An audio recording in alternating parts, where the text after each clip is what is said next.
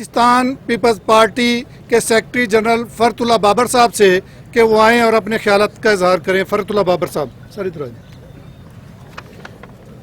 بسم اللہ الرحمن الرحیم. بہت باتیں ہو گئی ہیں، میں بڑا مختصر.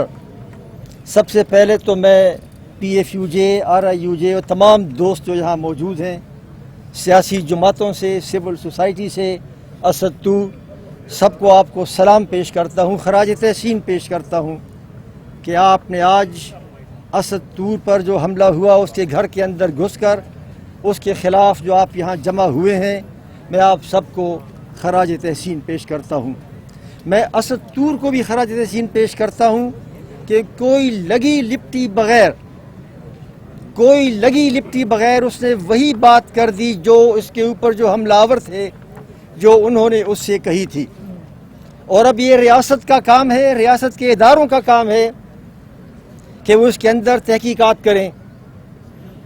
اسد طور پر حملہ نہیں ہے، یہ تمام صحافیوں پر حملہ ہے. اور صرف صحافیوں پر حملہ نہیں ہے، یہ میں ملک کے سیاستدانوں کو، سیاسی جماعتوں کو بھی کہنا چاہتا ہوں اور سول سوسائٹی کو بھی کہنا چاہتا ہوں کہ یہ آپ سب کے اوپر حملہ ہے.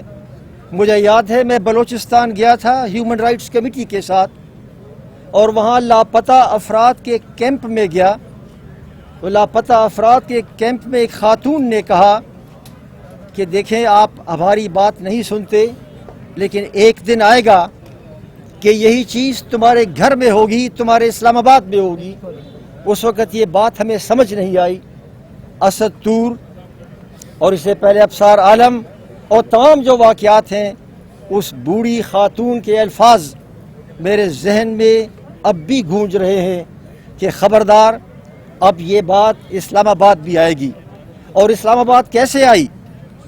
اب گھروں کے اندر گھس کے مطیع اللہ جان کو جب اغوا کیا گیا تو میں نے رائٹ ٹو انفارمیشن قانون کے تحت پوچھا کہ مجھے سی سی ٹی وی فوٹیج دی جائے. یہ بات میں اس لیے آپ سے کہہ رہا ہوں کہ جب آپ اسد طور کی بات کو آگے بڑھائیں تو اس کو سامنے رکھیں. مجھے ایک سی سی ٹی وی فوٹیج نہیں دی گئی، انفارمیشن کمیشن کی مداخلت سے سی سی ٹی وی فوٹیج دی گئی. وہ وہی فوٹیج تھی جو کسی پرائیویٹ لوگوں کی تھی، سرکار کے سی سی ٹی وی کیمراز کی نہیں تھی.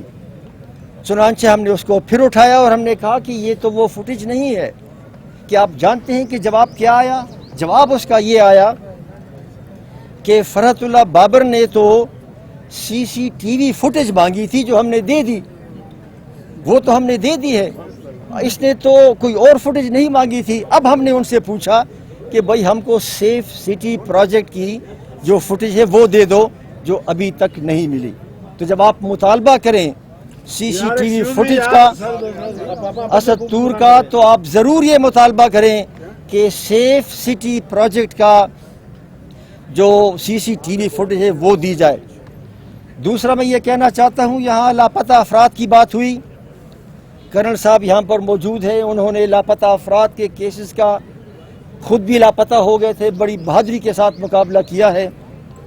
لاپتہ افراد کے سلسلے میں آپ کو یہ بتا دوں کہ خود لاپتہ افراد کمیشن کے چیئرمین نے، پتہ نہیں یہ بات اخبارات میں کیوں نہیں آئی، میڈیا موجود تھا، جب انہوں نے اگست 2018 میں سینٹ کی ہیومن رائٹس کمیٹی کے سامنے بار بار اصرار اور پوچھنے کے بعد اس بات کا اعتراف کیا کہ 153 فوجی پرسنل انوالوڈ ہیں، 153 فوجی پرسنل اس نے کہا انوالوڈ ہیں.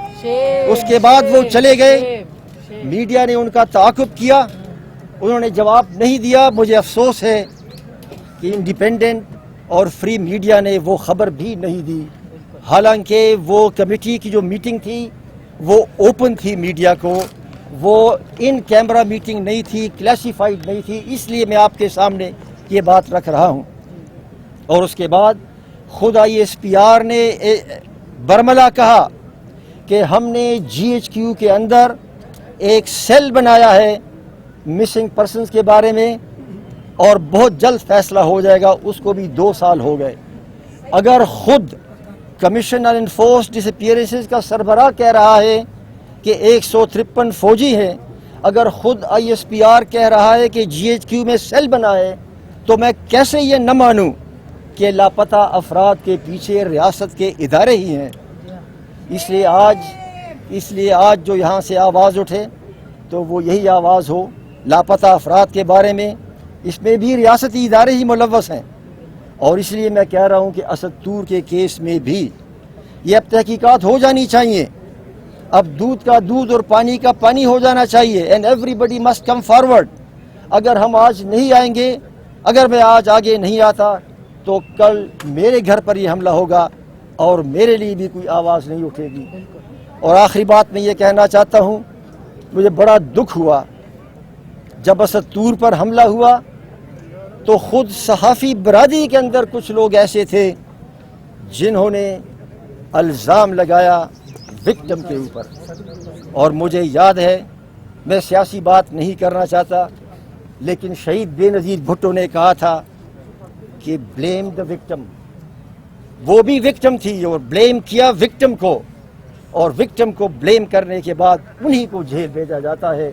یہ ایک پیٹرن ہے اس ریاست کا، اور اس پیٹرن کو ختم کرنا پڑے گا۔ میں اپنی گفتگو کی اس بات پہ ختم کرنا چاہتا ہوں کہ دیکھیے، آئین کی پاسداری کریں، آئین ریاست اور شہری کے درمیان سوشل کانٹریکٹ ہے، اگر یہ سوشل کانٹریکٹ کا لحاظ نہیں رکھا گیا تو شہری ریاست سے متنفر ہو جائے گا۔